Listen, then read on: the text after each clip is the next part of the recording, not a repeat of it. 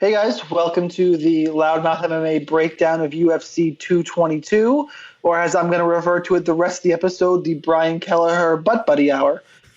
This is your host, your co-host, the DFS Sniper here, paying off a LoudMouth bet because Kyle is a better man than me. Him and Brian Kelleher are, as I mentioned, butt buddies, and Kelleher just beat the ever-loving shit out of Henan Barao, and I had that one wrong. I had a pretty good event, but where it mattered, I came up short, and Kyle is going to let me know that I'm barely worthy to be on this podcast, and him and Tony just dragged me along, and I'm here to give out some more terrible advice, and you probably shouldn't listen to it, but you know what? I'm going to go ahead and plow through this Brian Kelleher Butt Buddy Hour. Enjoy the breakdown for UFC 222. Got a gun, got a big gun. It's not a real one. And all you ever think about is running away. All you ever think about is trying to stay away. Stay away from me. All right, guys, and welcome back to another episode of the LoudMouth MMA podcast. I'm your host, Kyle Steele. I want to give a big shout out to Mr. Sean Ihaz for paying off his bets. I will call him a Lannister for the rest of this podcast because he always pays his bets. Unlike the other man who's joining us this week, we have Mr. Tony Fagnano. Hello, Tony. Greetings. That's all you got. Nice.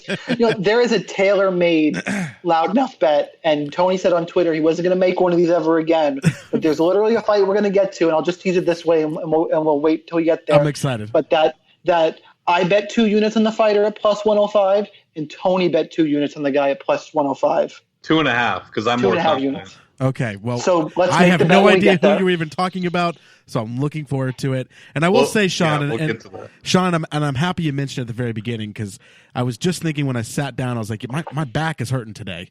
And I wasn't quite sure why it was hurting, and I'm realizing I'm carrying this entire show, and it's starting to weigh me down a little bit. So if you could just try your hardest to pull your weight, it would be much appreciated. I will, because it's a lot of weight. I'm not quite on your level yet. Sure. But as a new dad, I am packing on the pounds. So it's my goal. Let's go. I like how that turned into calling me fat. I really appreciate that. That was really good. All right. We were talking about UFC 222, this fight taking place in Las Vegas, Nevada. As of right now, we have 12 fights. As I say, every time I say that, we shall see what we end up with. But as of right now, we do, in fact, have 12 fights. Our main event for this one is Cyborg taking on Kunitskaya, but that's not the main event. That's not the main event. Well, listen, it's the main event on paper. Kunitskaya, Yana Kunitskaya. And Victor favorite Kunitskaya. And then the co-main event, a fight that some people could believe is the main event. We have Frankie Edgar taking on Brian Ortega. And then, of course, the people's main event is Stefan Struve, Andrei Arlovski. Isn't that right, Tony? Yeah, I mean, that's the obvious choice. It was the original co-main event. It was, which was absolutely the most absurd thing on earth. As I was scrolling through and I realized it was the co-main event, and I just went, there's no way. Like, I know the UFC's stupid, and I know that, like, their matchmaking as of recent has been just horrible. But there's no way they're making that the co-main. And there you go. They did a good job. I have to take a poll from you guys. Do you guys think that this iteration of UFC 222, with the fallout, with Cyborg added, is better than what it was before with Arlovski co-headlining? You mean, okay, so what you're saying is you have Stefan Struve Arlovski as your co-main, and your main is being Frankie Edgar Holloway. Instead, your co-main is Edgar Ortega, and then you now have a new main event of Cyborg Kunitskaya. I would say, I don't know. It's weird. I would almost say that this is better because you're still getting to see Frankie fight, which was half of what it was before. You're not getting to see Max Holloway. But instead of getting to see Max Holloway, you're getting to see Cyborg, and you still get to see Ortega. So I don't know. It's you're getting +1 for the deal. And No, I don't wanted mind. to see Edgar. I wanted to see Edgar Holloway badly, and now I'm terrified it might not happen. Like terrified. I wanted to see if Max Holloway could wear down and break Frankie Edgar. I don't think he could have, but God, the pace in that fight would have been great. I just really wanted to see that fight. I would almost pay $60 just to see that fight by itself. But and I think we will. I think we will get to see it. So I mean, especially if he loses to Ortega, then I think you have a better fight in Ortega Holloway, just because he's had to prove more there. I mean, Ortega would have had, like, if Ortega wins here, I mean, he has really and truly proven himself. Which well, would be I think incredible. it's a better fight in terms of you have fresh blood, but in terms of stylistically, what I think was going to be a fun fight, Edgar Holloway, regardless of how Ortega Holloway or Edgar Holloway ends up, I think Edgar Holloway would have been a much more exciting fight, and I hope to God it still happens. Well, regardless, I'm just excited that Arlovsky and Struve is not the co-main, so I'll take whatever they got to do to make that not happen. So let's start at the top here and work our way down.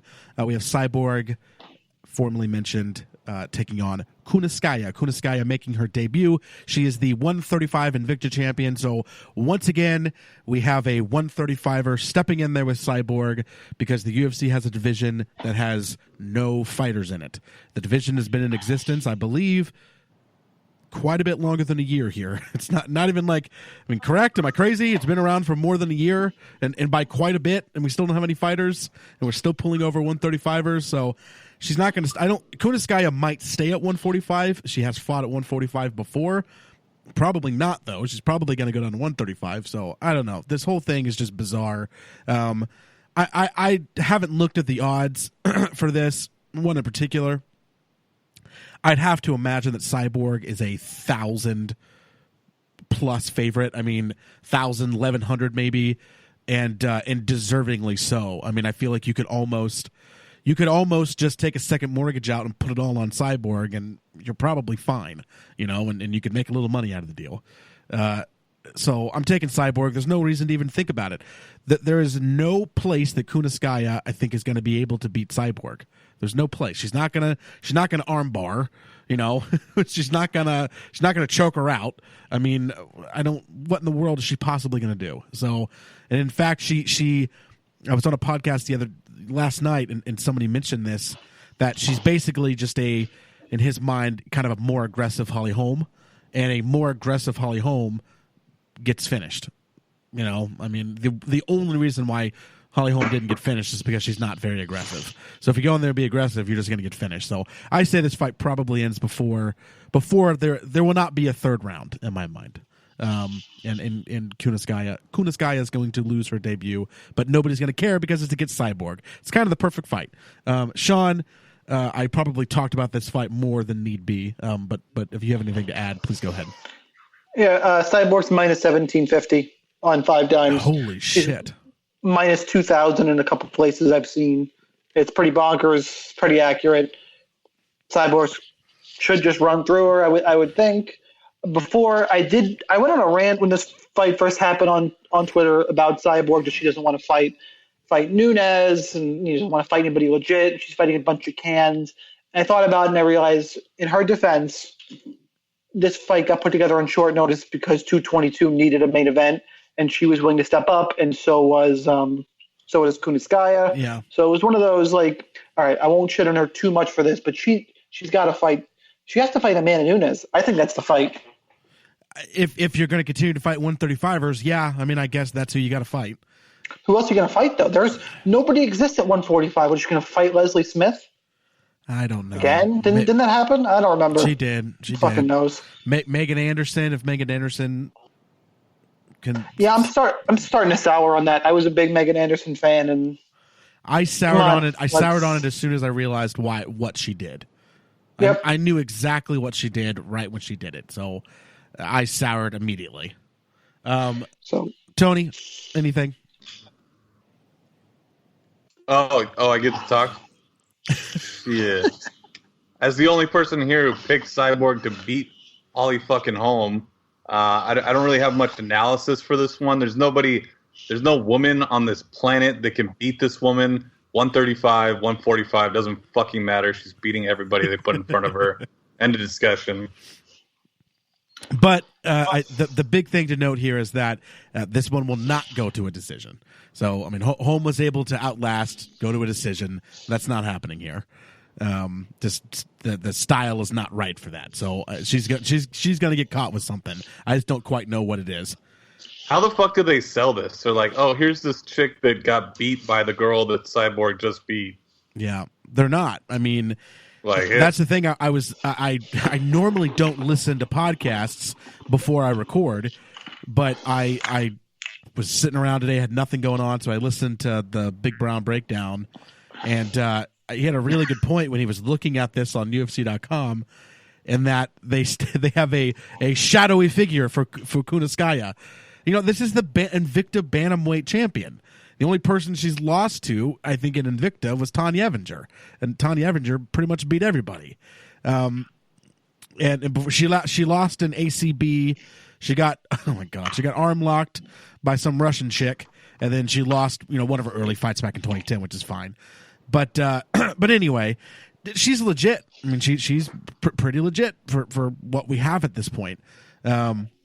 And the UFC's doing nothing to sell her. God forbid she does go out there and beat Cyborg. I mean, no one's even gonna know who she is. I mean, they didn't even fantastic. They didn't even remotely try to push her name at all. And I mean, it's not like the UFC signed her for one fight and they're gonna kick her out because she loses to Cyborg. They're gonna keep her around. So what's the point in not pushing her name? It's just bizarre to me. It's bizarre. But this is how the UFC is selling. I know this card. Kat Zingano's back. Yep. Two giant heavyweights are going to beat the shit out of each other. Cyborg's going to kill a chick. O'Malley's going to smoke some weed and fight a guy with some KO power. And oh yeah, the main event Edgar Holloway is Edgar Ortega. Why am I the only person that hates Struve Arlovsky? I feel like everybody's talking. I hate it. it. Yeah, it's heavyweights. It's fine. I know, but here's the thing, though. It's like that whole statement about how it's two big guys who can knock each other out. That's true for every fucking heavyweight fight that's ever been in existence. This is a dumb fight. It's a dumb fight to make. Ugh, I hate it. It's this notion that it's two big dudes so they could knock each other out. It's put any two heavyweights in there, but do a matchmaking that actually makes sense.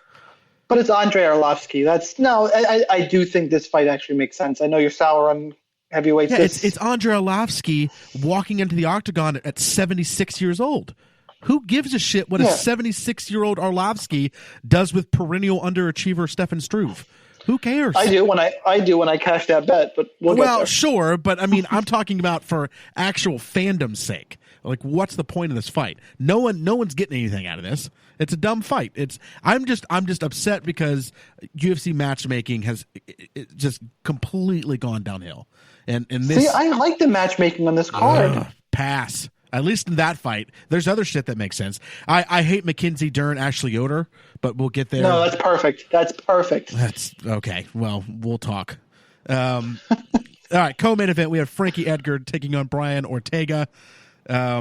The pick here for me is Frankie Edgar. I know where you guys are as well. Caution, I'm wrong about Brian Ortega a lot. So it would not be a shock if I was wrong again, because I don't quite – he's one of those guys, I don't quite understand what I'm seeing. So, I'm probably going to keep being wrong. If he beats Edgar here, I'll tell you right now, I'm going to pick him to lose to Holloway. So I'm kind of just like – I don't know, man. We'll see. But Frankie Edgar, this is that Joker quote about the immovable object and the unstoppable force kind of deal. Like, Frankie Edgar's not getting finished by Ortega, and that's the only way Ortega's winning here. Ortega's not winning a decision. The only way he's winning is if he can get a finish over Edgar, and that's just not going to happen. If it was 5 rounds, I guess maybe, but even still, probably not. So it's 3 rounds. He doesn't have a lot of room. I know he's a unicorn that finishes all these fights in the 3rd round, outside of his last fight, of course. But, I think Frankie Edgar has this. He's going to weather the storm. He's going to win a decision, and he'll be fine. Tony, we'll start with you. Yeah, this is like my favorite stylistic matchup on the feet, at least, between the pressure fighter and stick and move striker. And I wish this was 5 rounds. I don't know if there's any way for UFC to make co-main events 5 rounds. It's probably impossible.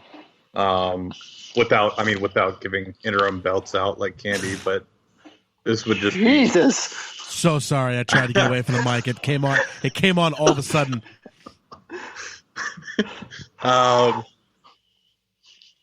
Oh, they just totally So threw me off sorry. that game. I'm so sorry. All of a sudden, I was just sitting here and I took a breath, and then it was like, "Oh shit, it's coming!" And I sneezed, and I couldn't hit the mute button. Oh, tried. Okay. A sneeze is brought to you by the Brian Kelleher Butt Buddy Hour. Back to you, Tone. And I think some people, Ortega, a black belt, obviously. So is Frankie. I think what's scaring people with Ortega is what we saw in his last fight is just like, how the fuck do you stop that? The guy just jumps into a guillotine, and it was like Cub couldn't even get close to the guy. But Frankie's nowhere. I mean, Cub's nowhere near the level of grappler that Frankie is. I think Ortega gets, probably too comfortable off his back here, and 3 rounds. It's Frankie's fight to lose. The better striker, the better wrestler. You could argue, Ortega has the edge in the jiu-jitsu department, but we won't know that until Saturday night. Sean? I have betting against Brian Ortega PTSD at this point because I bet Renato Moicano. He's feeling good until the 3rd round. I bet Cub Swanson. That didn't go well at all, but God, this guy finishes people. He except for Cub Swanson, he loses fights until the 3rd round and pulls out a finish. It's just, and stylistically, Edgar should take him down and not get submitted. But Ortega is shown if he gets a limb or a neck, he's able to finish these submissions that you don't see as often in modern day MMA because everyone trains jiu-jitsu now. It's not, very rarely you're going to see someone just totally out of their element. But Ortega and we'll talk about it later, Mackenzie Dern, I think, are just on a different level of MMA compared to their competition. That being said, Edgar is the hype smasher. He smashed up Yair Rodriguez. We'll see what happens with Ortega. As long as he doesn't get caught in submission, he should win this fight pretty comfortably as the pick, but I'm hesitant to bet it because I've been burned by Ortega. So I like Edgar. If the line comes down, if Ortega gets hype later in the week, I might bet Edgar. It's minus 175 for Frankie right now. It's a little too high for me, as I mentioned, because of my experience there. And I'm an Edgar fan. I'm also, as I mentioned in the open, terrified that if he loses this fight, is he ever going to get a title shot again? Like, this could be it. He's doing the UFC a solid taking this fight. Obviously he's getting a payday, so it's not just doing the favor, but he's risking his title shot here. And God, Edgar Holloway would make a lot of money and be fun, and I want to see it. So I think Edgar wins, and I emotionally really hope he does, so we can in 6 months see something great. Yeah. All right, let's move on down. We have Andre Sukumta taking on Sean O'Malley. I really like the one positive thing I can say for the UFC.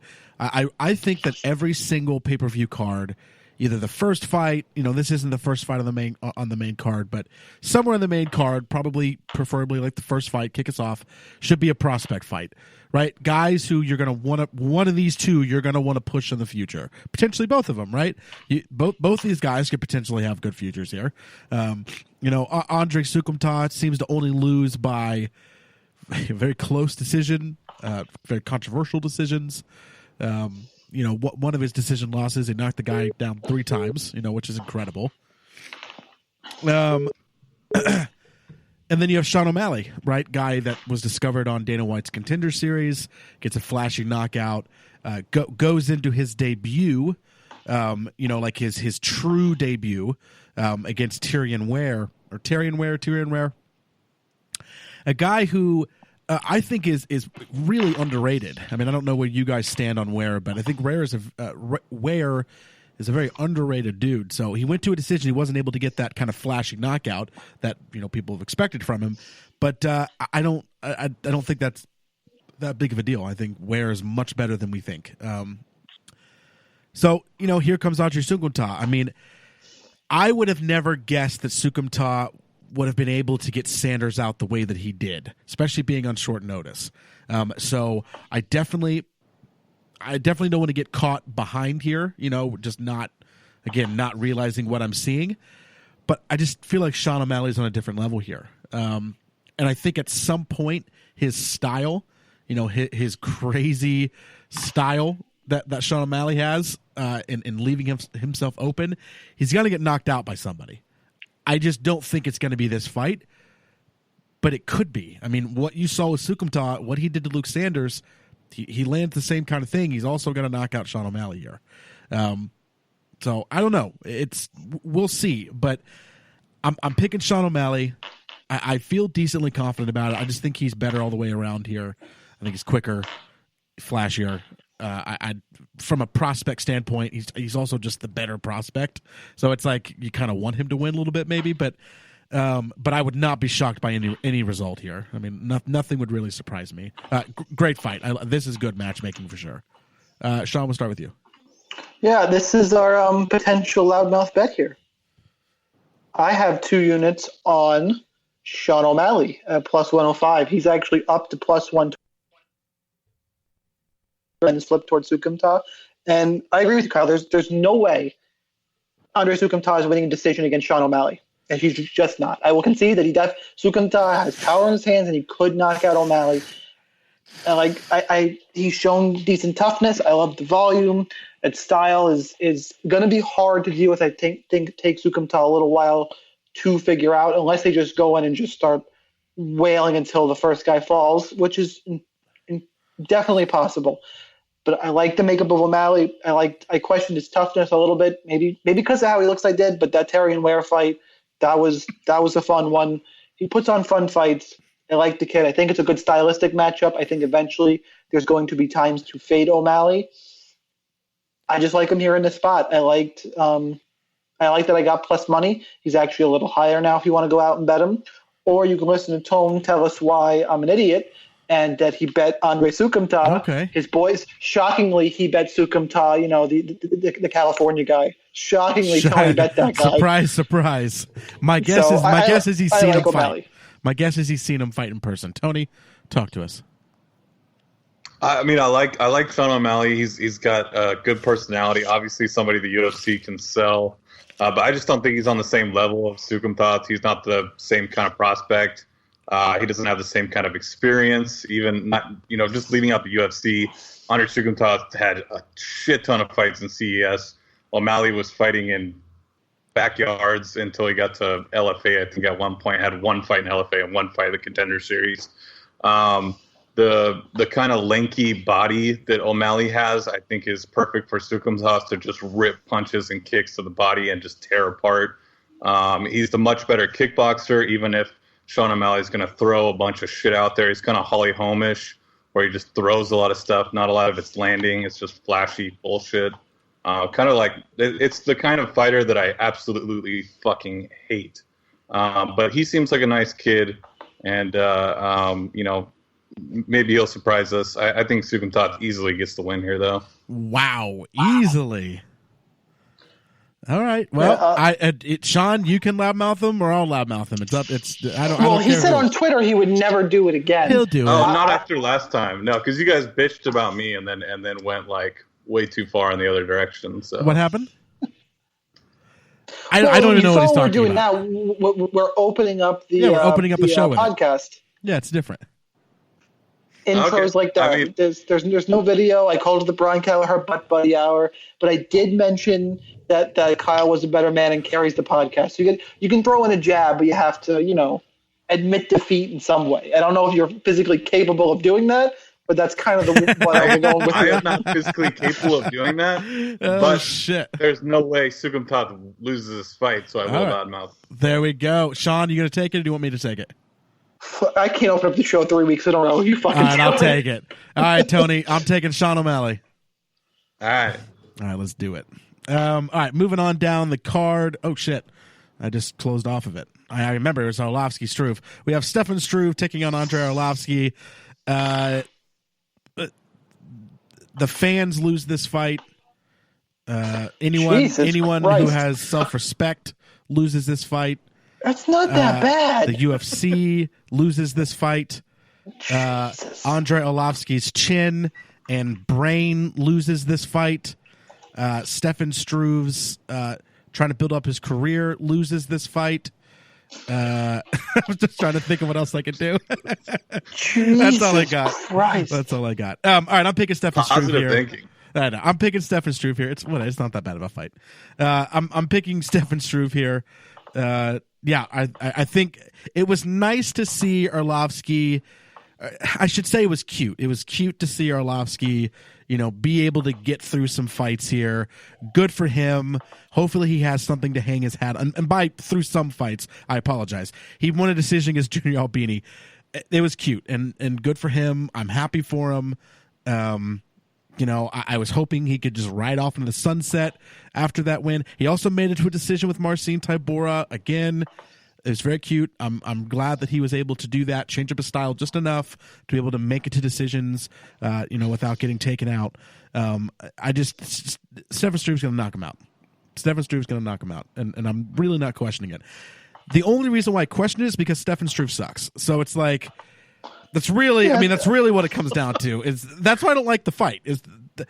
They're both not in great places here, and Stefan Struve is a guy who could walk out there and get hit once and crumple to the ground like the Tower of Babylon. So I have no idea. You don't really know what to expect here, but conventional wisdom should tell you Stefan Struve's going to come out there. He's going to knock Arlovsky out within 5 minutes. I mean, honestly, I can't imagine this going any longer than that. But I don't know, man. Like, Struve sucks, so whatever. He could get dusted in 30 seconds. I don't know. The pick is Stefan Struve. Tony, we'll start with you. That was so confusing, right? It's because that's why I don't like the fight. I mean, I'm obviously kidding. Like, I get it. I understand why the fight's happening too. Like, whatever. I'm being like exaggerative for the sake of exaggerating, but it's confusing because I'm confused. I don't know. Like, Stefan Struve isn't very good. And Arlovsky shouldn't have been able to go to a decision his last two fights. So I'm just thinking the universe is going to get right back on its axis, and a guy like Stefan Struve is just going to walk in and thunderstrike him twice, and he's going to crumple. But Stefan Struve sucks, so he could get knocked out in 5 seconds, honestly. So it's like, I don't know, man. Yeah, I do agree with you in a sense that heavyweight is kind of the only division where they could get away with throwing these kinds of fights on the main card that really don't matter whatsoever. Like, neither of these guys are ever getting back into title contention. No. It really has no effect on the rankings very much either, so it's just kind of whatever. But as far as like the stylistic matchup, the Arlovsky is the kind of fighter that Struve has always struggled with. Very crisp boxing, and Struve, he's just very hittable. He's always been both these guys are hittable, but Arlovsky's just a more technical striker, and with two guys with weak chins, heavyweight division, I got to go with the more technical striker. Yeah. Sean. Yeah, I'm massively on Tony's side here. I bet 2 units on Andrei Arlovsky at plus 165. And it's still going up. It's a plus 175. Stefan Struve sucks. That's the key here. Like, that's the key. He ate 135. Yeah, I know. He ate 135 significant strikes against Alexander Volkov. Then he had one of the most boring heavyweight fights you'll ever see against Daniel Omielanchuk until he subbed him. He knocked out Antonio Silva, who Silva literally didn't touch him in that fight. Okay. He lost to Jared Rochal, and he beat Minotaur Nogueira. Now we're all the way back in 2015. He's also not been incredibly active. Stefan Struve is also a head case. He gets, the panic attacks, and I think he's got a heart issue, which is not obviously a head case issue. I don't trust him mentally at all. Andrei Arlovsky, on the other hand, I doubted his chin against Albini. I was also pretty high on Albini going into the fight. I still think he'll be okay, but it was a bad outing. Tybura is no joke, and before that, he got submitted by Josh Barnett, which is that's not good. There's nothing I can really say about that one. Yeah. And before that, he got knocked out by Overeem and the champ Stipe. And that's back to 2015 for him. He's faced better competition. He's more technical. I don't think Struve is going to really test his chin, but they're heavyweights. So anything lands, Tony kind of hit the main point for me. He's more technical. He showed he has at least some toughness left. I don't think Struve is tough like that. Arlovski's not going to drag him down. I think he's going to be technical, close the distance, and put a hurting on Struve. So I bet him at plus money. I was more than happy to pull the trigger at plus 165. But it is heavyweight. Anything can happen. What do you got against people that have panic attacks? Right. I have a massive anxiety disorder. You want to come at me, Sean? Yeah, come at me, bro. I'll put either one of you in there against Andre Arlovski. Fucking slam the cage shut. We'll see what happens. I have nothing against it. I like against them too. And I've had anxiety attacks. That's probably not a great thing to get if you're going to have a cage slam behind you, a 265 pound animal charging at you. Not a good time to hyperventilate. Here's the problem. The problem that I'm having right now is that I want to loudmouth bet you on this, but we already have one, so we have to change up parameters. Wait, hold on. No, I'll loudmouth bet you on this one. But let's change it up. I'll open your next MMA yesterday or Fred and Kyle show with it. Okay. I mean, we could do something weird. We don't have to do just the. All right. Just the what do you got? I don't know. What do you got for me? We can get weird with it. This is really uncomfortable. We can get weird. Let's get weird with it, Sean. I would say we could do a profile pick change. Whew. On a plus 165 dog. Jesus. All right. I mean, I had the dog last week. I had the dog last week. So how long? All right, let's do it. So, 24 hours. That's fine. I'm in. All right. I'm in. Yeah, you change it. You change it the next morning, and it runs until the morning after that. What am I changing to? Just whatever yours is, or whatever? No, the other person chooses? whatever the other person chooses. All right. Nothing graphic. Obviously, within reason. Nothing graphic. Nothing graphic. All right. Cool. Let's move on down the card. We're not even off the main card yet, guys. we gotta speed this one up. All right, we have Kat Zingano taking on Ketlin Vieira. Ketlin Vieira is one of the more legit bantamweight prospects that we've seen in quite some time. And then we have Kat Zingano, an absolute animal who is making her triumphant return to the UFC. She's been out for quite some time. She's coming off 2 straight losses, one of those being an armbar to Ronda Rousey in 14 seconds, of course. Exactly a year ago today, as Tony noted earlier when we were talking, and then also a loss of Juliana Pena. This just comes down to 2 things. How legit of a prospect do you really think Ketlin Vieira is? And how much is ring rust going to be a factor? Really, that's kind of your question here. Personally, what we've seen from Ketlin Vieira, I don't know, man. I've been shocked. She's a wrestler? I don't exactly know. Sean, I'll get your analysis on this one before I go too deep. Just talk about Ketlin, even if you think Ketlin Vieira is going to lose. Just kind of talk about Ketlin Vieira as a prospect. She's pretty rudimentary striking. She's a BJJ, I want to say brown belt or black belt, but she was a Brazilian wrestling champion. I remember that, but she got first round just dominated by Sarah McMahon until McMahon folded. I want to say she's black belt judo and Brazilian jiu-jitsu. Both. Okay. I was going to say I know she's a judo player for takedowns. So Tony said she's a black belt in BJJ. She's got ground skills, which is going to be interesting in this fight, but I'll get to it more. But that's kind of the quick breakdown on Vieira's skills. I think she's a legit prospect. It just seemed like she was bringing something into this division that we hadn't quite seen. So I guess that's where I was coming from with her. Well, again, whether she wins or not is not even what I'm saying, but it seemed like she was bringing something kind of new and fresh, and being just kind of more well-rounded than what we've seen. And also the wrestling, because wrestling's huge. It's dominating men's MMA, and it's not really dominating women's MMA yet, and I think it will. Yeah, Carla Esparta tried at 115, but she had literally nothing else. and she should be a 105er. So we'll see. A wrestler.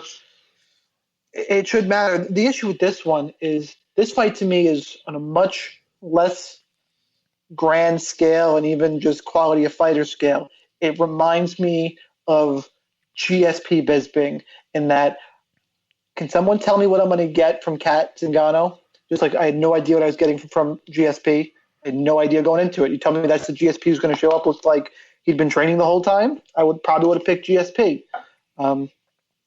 I didn't bet. I picked Bisping in that fight because I didn't think that was going to be the case, and that burned me. I wish Kat Zingano versus Ketlin Vieira, Kat Zingano training healthy, not ring rust, see how she's developed. I'd probably lean Kat Zingano, but how she got reversed against Juliana Pena, and she's not very active on the feet. Ketlin is more active, and just the sweeps, if Zingano goes to the ground, makes me want to pick her. The problem is Kat Zingano is freakishly strong, like freakishly strong for this division. So I'm not sure how it's going to match up. Just in terms of, though, I'm even flip-flopping just talking about it.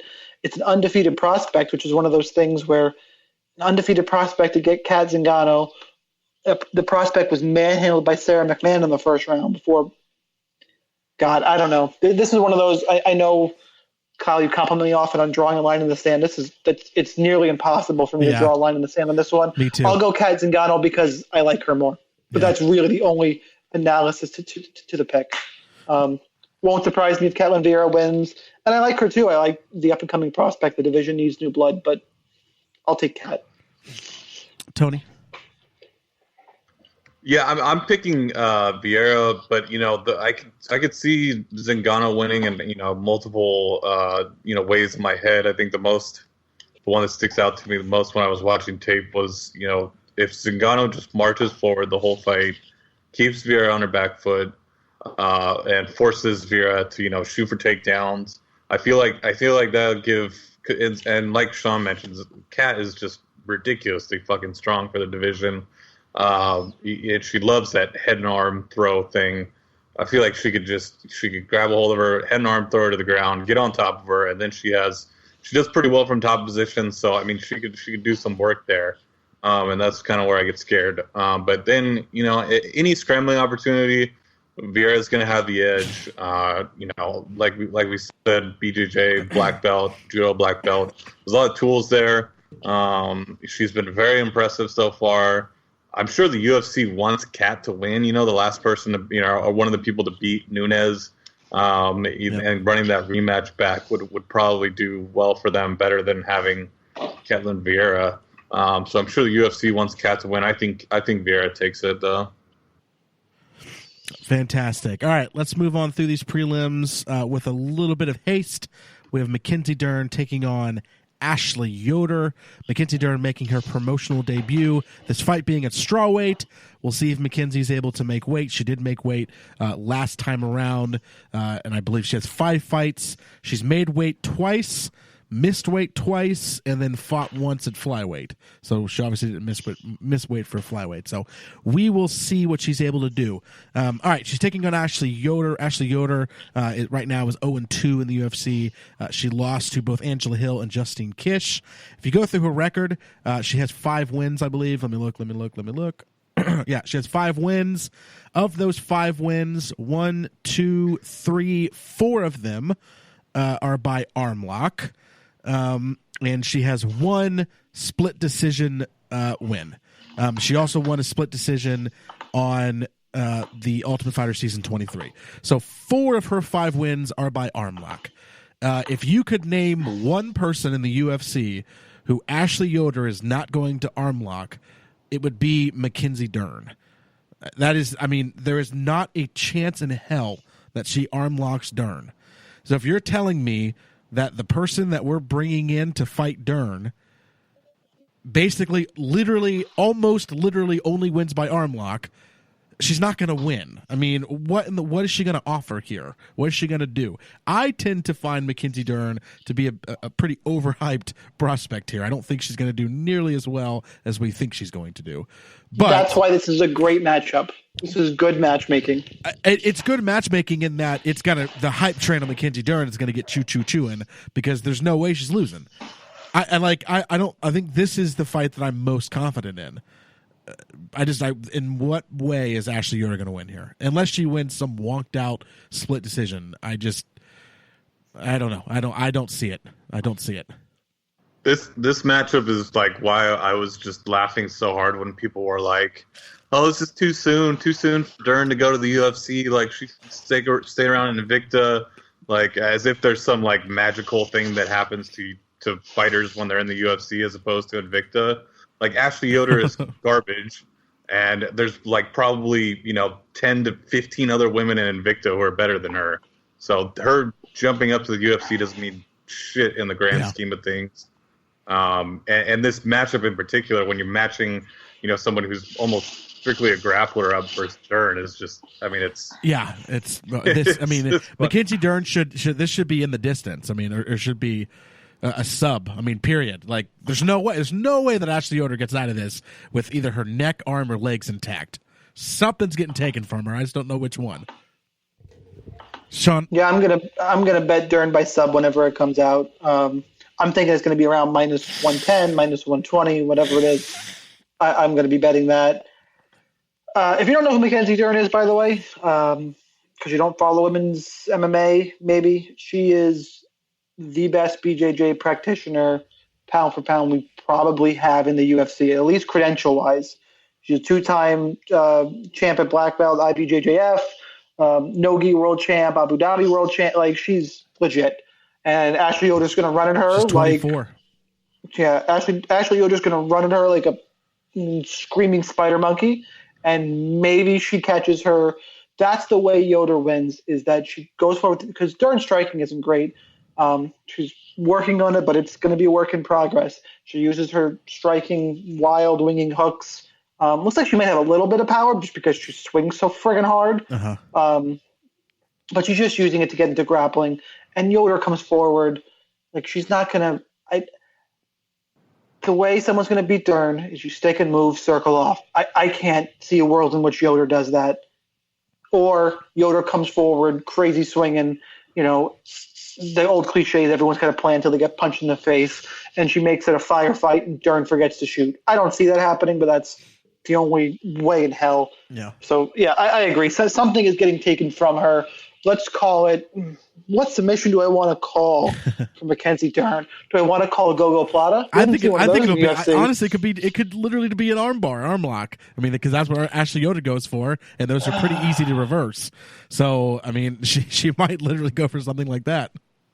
No, I'm going to call arm triangle. Okay, number one. Sure. Inverted triangle. Isn't she? No way. Correct me if I'm wrong. She's a Gracie black belt, isn't she? What gym is she at? I think so. Affiliation Gracie. Yeah, that sounds right. Yeah. I didn't know for sure. She's legit, man. And listen, and we also, she's also hot. That's the other thing here. Like, if you're that good at BJJ, right, and you're also wildly attractive, yeah, you're gonna get in the UFC when you're 5-0. That's how this works, especially for women's MMA. I believe she once beat Gabby Garcia in a BJJ match. I think she's 1-2 against Gabby. Really? But she won once, which is kind of a big deal, especially if you're fighting in strawweight. Holy shit! I didn't say anything, but her fighting at strawweight, I think is just a giant mistake. I think know it is reasoning. Her reasoning is that she'll be too small for flyweight, but I don't buy that, and I just don't think. It's not like she's going to be able to stay at flyweight. No. Strawweight long term. No. And so, what's the point if you're so young in your career? Like, why start out at a weight? Yeah, switch now. Make your name at 125. Exactly. Especially with the way that division is just now shaken out. Yeah, Now's the time to get in that division. Listen, the UFC does not add up. I don't know who's managing her, but they should be telling her.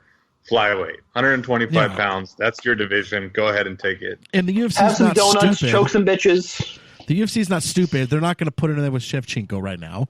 Like she's going to fight 3-4 at least of the random flyweights that we have out there, and then she'll fight for the belt. You know what I mean? I don't know. She can't stay at strawweight. I mean, period. There's no way. So I don't know what her plan is here. Her ass is too big. Yeah, there's no way. Speaking of Shevchenko, how bad is Montano's foot? That thing might have to be amputated. She's going to need years of physical therapy. Oh, God. Fucking, I wouldn't want to get in there. Holy shit. All right. Moving on down, we have Beneil Dariush taking on newcomer Alexander Hernandez. I believe this guy. When was this fight made? When did he accept this fight? Let me look. Like a week ago? It was really soon, right? It was supposed to be. He was supposed to fight you. March 4th, 2018 in Fury FC. Obviously, that fight got canceled, so he was already in a camp. He was going to fight the next day after this card, basically. So, yeah, he was already actively in a camp. Which means he was also preparing for the weight cut. Yes. So it's not like he's going to have too much of a problem here, I don't think. I don't really know anything about him, and I'm in a betting group, and I've seen people talking about him, and basically just there's no real reason to question Dariush here. But Sean, have you done research on him? Yeah, he's a better grappler than he's a striker. He's a little bit of tape I saw him. He's hit a really impressive suplex on someone, but he's all right. He probably was going to be in the UFC at some point anyway. This is a jump too soon. Sure. He's gonna need the takedown against Dariush. I don't think he's gonna be able to get it. Dariush though he's throwing some red flags. He went to a draw against Evan Dunham, who's supremely tough, and just one of those. I'm not going to bet it because the line's out of hand, and there's probably better spots on DraftKings, but there's no reason for me to question Dariush here. Change of opponent, maybe he takes the guy lightly. He should win, but I'm not interested in it in terms of putting money on the line. Yeah. Tony? I was. Yeah, I threw a unit on it at like plus 315. The strike pick obviously is Dariush, but the fight that sticks out in my mind as someone, I think this was before the merger when it was RFA, when it was RFA and Legacy was Legacy, and there was no LFA. Was Alexander Hernandez fighting? I don't know, the guy. Maybe it was just the announcers were hyping up the other guy so much, but I remember he was like just an afterthought, and this other guy was supposed to run over him, and he took this guy to like Suplex City. Rory McDonald, like Nate Diaz type, just like throwing this guy around. It was ridiculous. And that's when he got on my radar. And I didn't actually get to see his most recent fight, but I went back and caught some tape of it. Still, very explosive, a very athletic guy. And, it's someone like that, that has, a great all around, grappling, ground game, wrestling, all that. I'll take a chance on it at ridiculous plus money. Alrighty. Let's move on down here. We have, is that the next one? Okay, not that one. We have John Dotson taking on Pedro Munoz. The question being, can Pedro Munoz get the guillotine here, of course? And I don't know what is happening in the background of one of your people's houses, but it sounds like someone's being murdered. Really? My wife's it's in the kitchen. It sounds like someone's dying. Oh, not that loud. You have some sensitive microphones over there. I must. We have Pedro Munoz taking on John Dotson. Yeah, I mean, I don't like any bantamweight fights for John Dotson. It doesn't really matter who they put in there. I guess I'm going to pick him to win here, but again, talk about someone who I've been underestimating is Pedro Munoz, and I don't quite understand it. I just think Dotson's going to be too quick for him. He's not going to be able to get a hold of him. Dotson has a way of kind of dragging stuff out to a decision, and I don't know, man. I see this being this to me has split decision written all over it, and I feel like Munoz is going to come out on the wrong end of that. So, I mean, that's kind of my prediction for this fight. But I get it, man. Munoz his only loss in the last couple fights here has been a split decision to Jimmy Rivera. And before that, it was a decision loss to Rafael Sunsao. So, and that was his debut.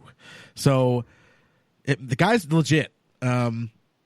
I don't know. It wouldn't shock me if Pedro won here by any fashion. I feel like he loses a split to John. That's what is playing out in my mind. Tony, we'll start with you. I feel like we just talked about this fight like last week. We did. Yep. We basically did. And my opinion on it has changed since then. I don't think mine's changed. I mean, John Dodson, basically just a gatekeeper now. He's not in that same upper echelon of, Cruz, Dillashaw, Garbrandt, Moraes, all those guys. And I think he gets the job done versus Munoz, who, I don't think has the chops to get him down to the ground, who has the speed to keep up with him on the feet.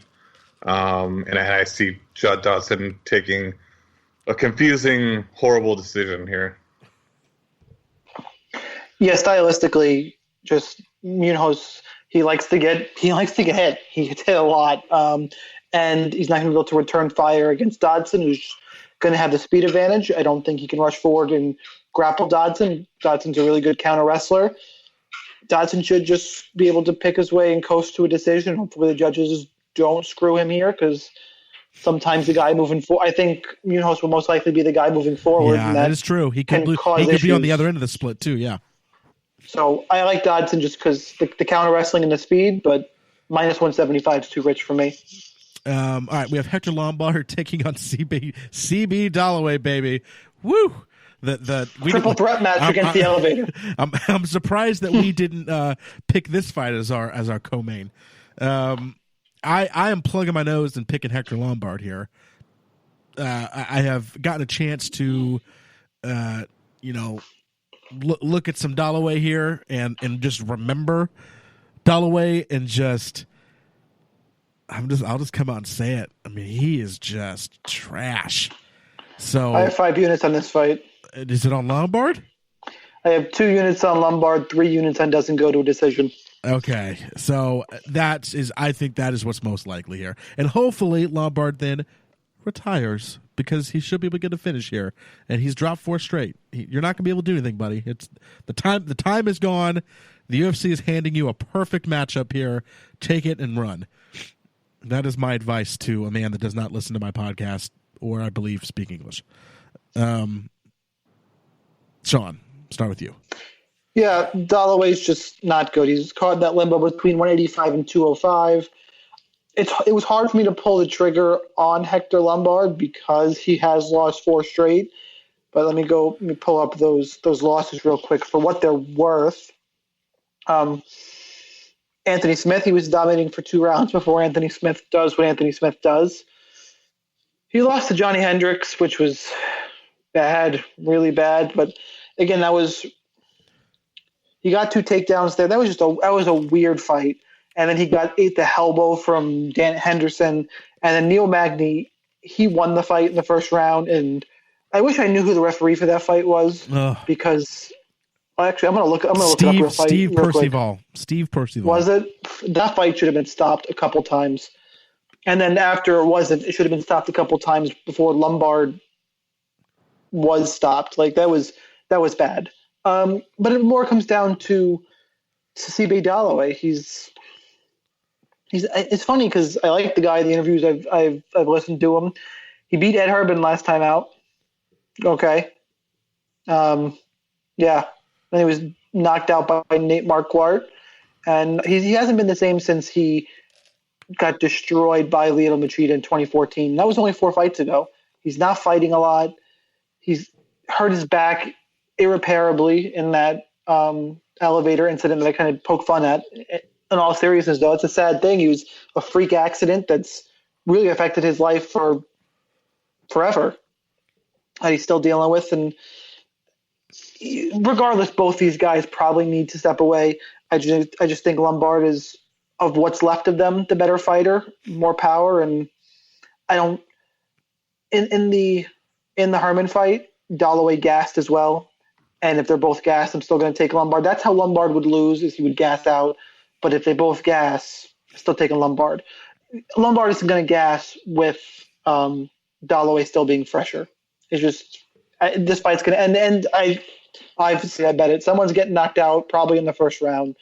and Lombard's a scary dude in the first round. Speaking of getting knocked out in the first round, we have Mike Pyle taking on Zach Otto. Oh, just fuck Tony right in the head. Oh, listen, you could talk about How does both. that always happen to me?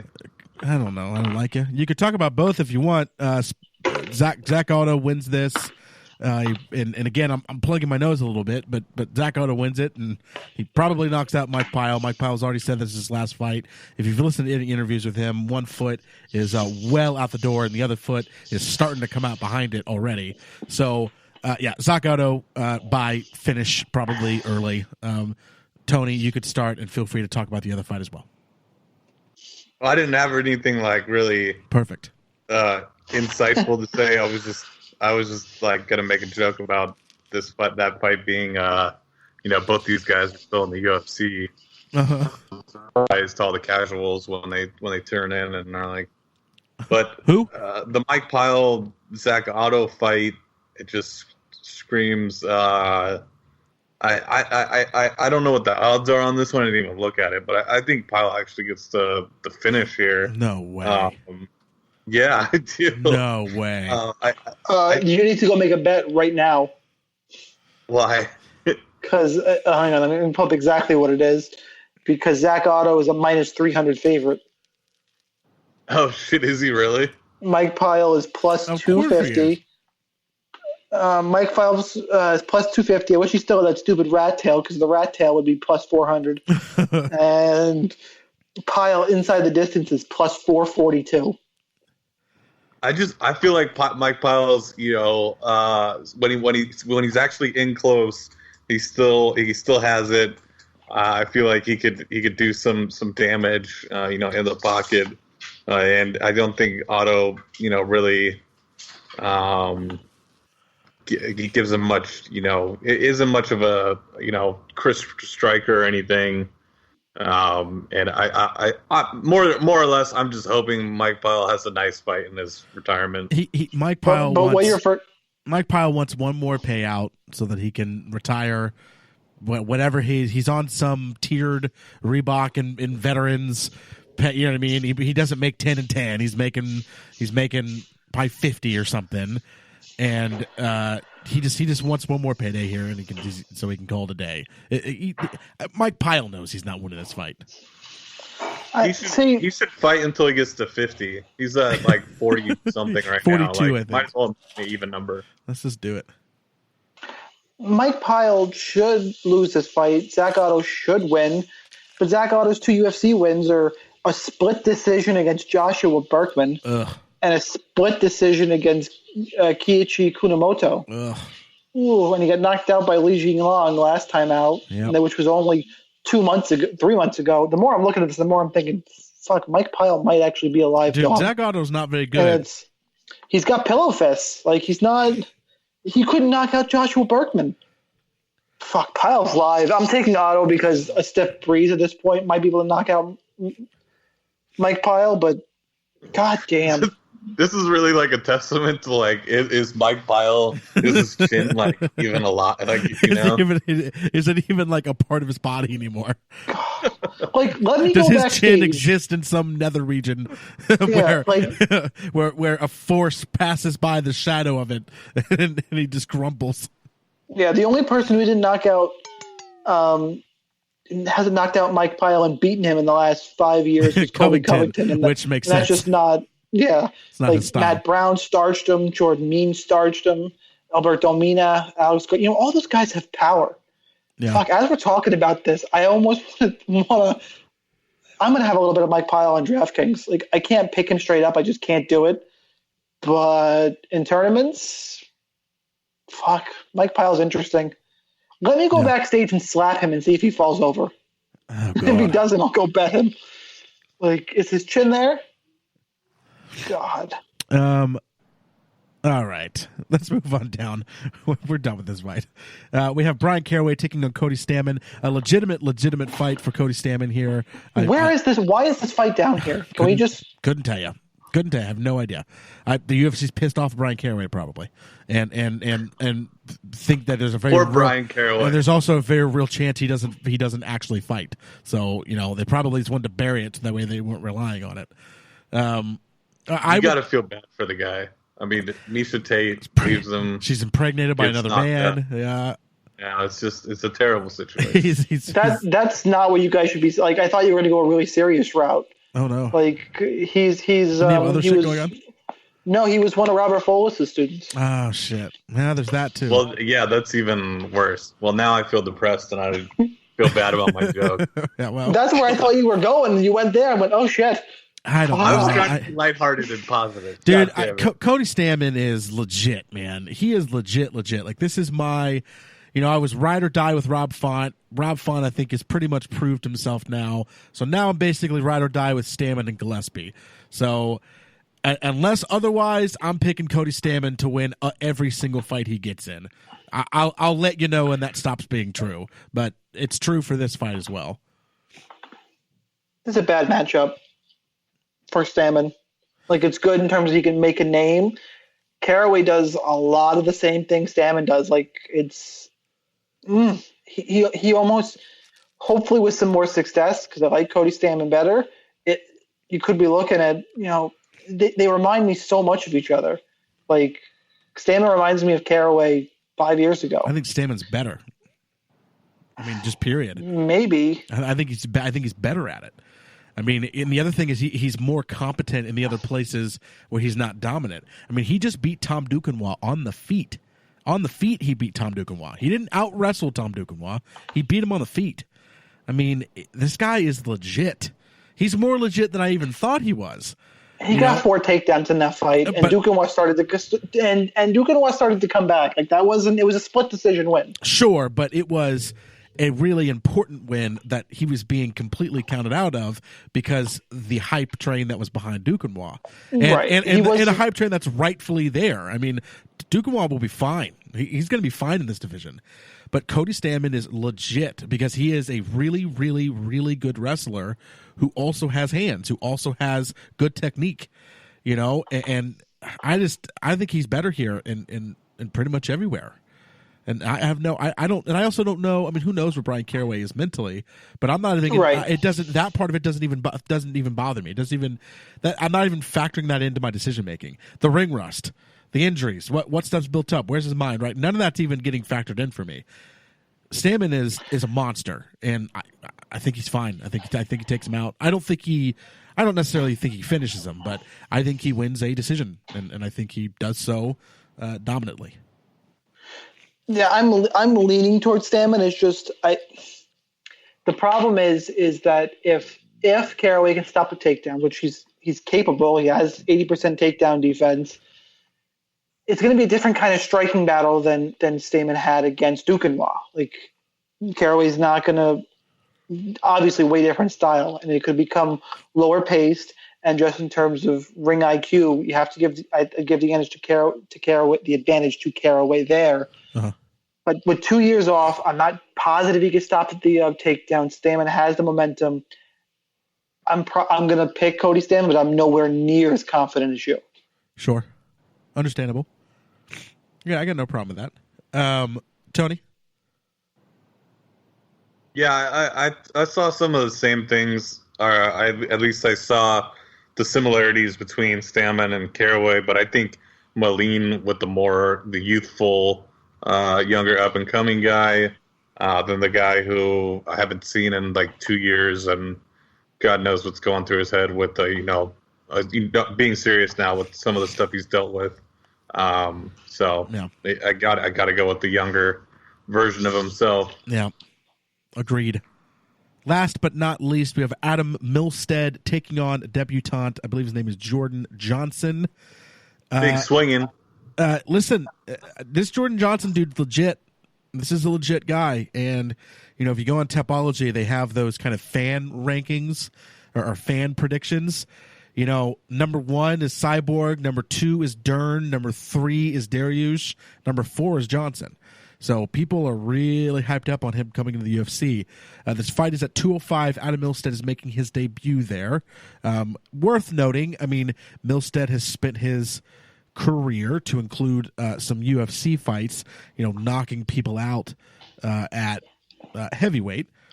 And I believe, let me look, he has fought King of the Cage, 229, GOTC, 230, Pittsburgh Challenge, 229. Pretty much always weighs that, 230.5, 237. So he spent his entire career at heavyweight and being an undersized heavyweight and knocking people out. So, I feel like Milstead's getting completely counted out here because he's coming off a serious injury against Curtis Blades. Well, Curtis Blades just did something to Mark Hunt that nobody at 205 can do.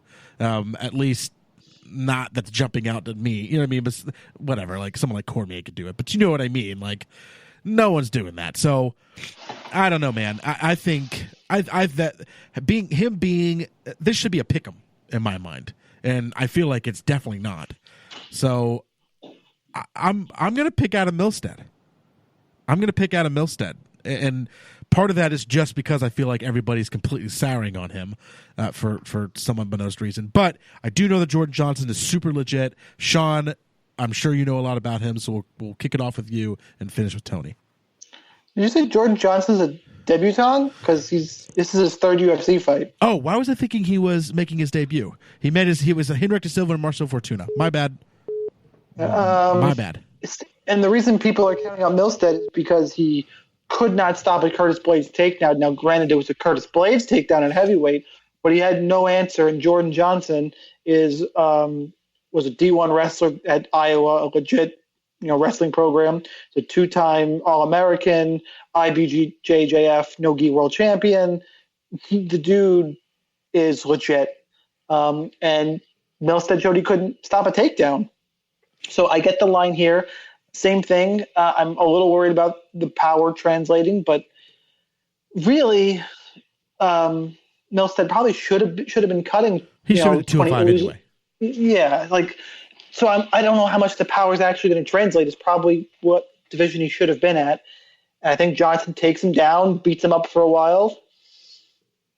Yeah, I mean, the line's probably a little too wide, but the reasoning is people saw Curtis Blades manhandle Adam Milstead, and now he's got a D1 wrestler on his hands. I'll take the wrestler. Now, let me just say real quick with Jordan Johnson here. So I don't know why I blanked. It was the first fight on the card. This is the fight I didn't even look at. Completely blanked. But now coming back to me here, Jordan Johnson, again, super legit, because I watched his early stuff because I didn't even think about, I was just YouTubing shit and I wasn't even thinking about the UFC stuff. But let's not forget the two guys he's beat, being in Marcel Fortuna, right? Guy who lost in the Ultimate Fighter. His only win in the UFC was against Anthony Hamilton, which, okay. And then he loses to Jordan Johnson, then loses his next fight to Jake Collier. And the other one is Henrik de Silva, which beating him is basically just a rite of passage. I mean, it doesn't mean anything. So, you know, but I think Sloppy barely did it. Well, yeah, well. You like that Gokhan Sloppy? that was a little drop for you. You listened to my shows. Thank you. It's a long ride to work, Kyle. Long ride to work. So you listened to the Fight Companion where Justin Ledette kept referring to Gokhan Saki as Gokhan Sloppy, and it was really funny. I don't know why no one had coined that phrase yet.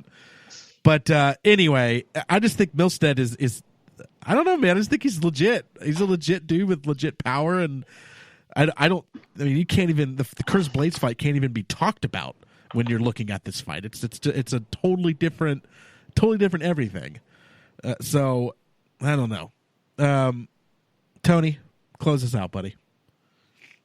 Yeah, this fight has this card has quite a few lopsided fights betting wise. This just continues that theme, I think, and I can't disagree with it. Jordan Johnson, much more, he's gonna get the takedown, and he's gonna ground and pound Milstead out. And I like Milstead. I think he's a fun fighter, but I have to agree with the odds on this one. I think Jordan Johnson easily handles this one. All right, fantastic.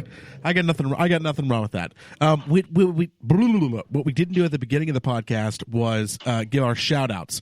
So go ahead and give your shout out and sign off. I will go last. We'll start with Sean. Shout out. Oh God. Shout out and sign off. I'm stalling as long as I possibly can here without it sounding super weird. I could do one. I got one. There you go, Tony.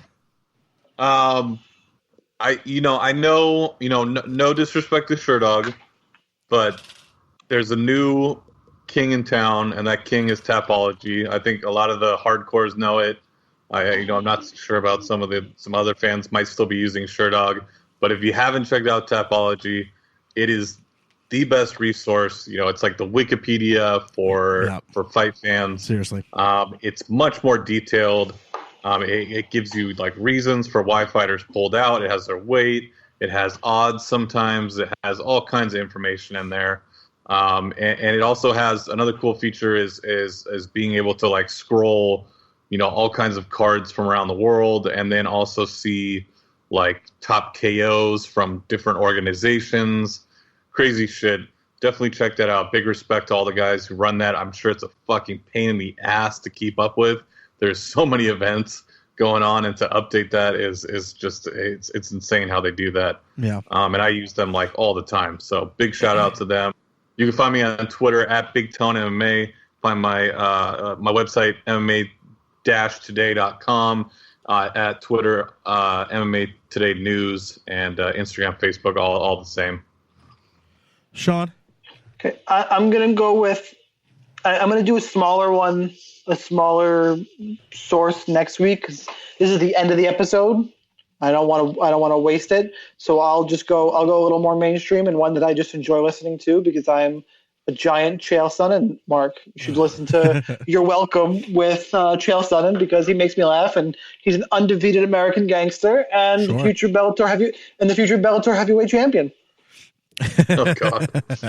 I'm gonna give a shout out to Top Turtle MMA podcast. I think they're on. I think they're with Flow Combat now, but I'd been listening to them before that. They were one of the first podcasts I actually started listening to. It was Top Turtle and a podcast called Bookie Beatdown was like my two go-tos. And I don't even think the Bookie guys, they started doing a podcast called Dog or Pass, and I haven't heard that one in a while either. So I don't know what they're doing right now, but it's Paul Shaughnessy and Cody Safdie were the two guys that ran Bookie Beatdown.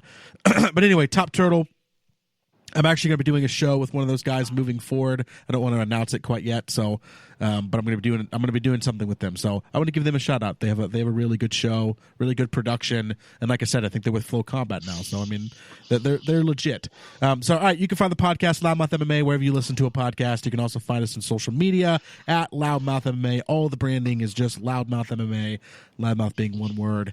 If you're interested, I do have other shows. So if you subscribe, you can check out MMA Yesterday. You can check out the Fred and Kyle show. You can check out our companions. You can check out some interviews. We got it all. So I appreciate it, guys. This was UFC 222, and we're going to be taking a little break here. We do not have a card next week, so we got a little break. So we'll see you guys after that.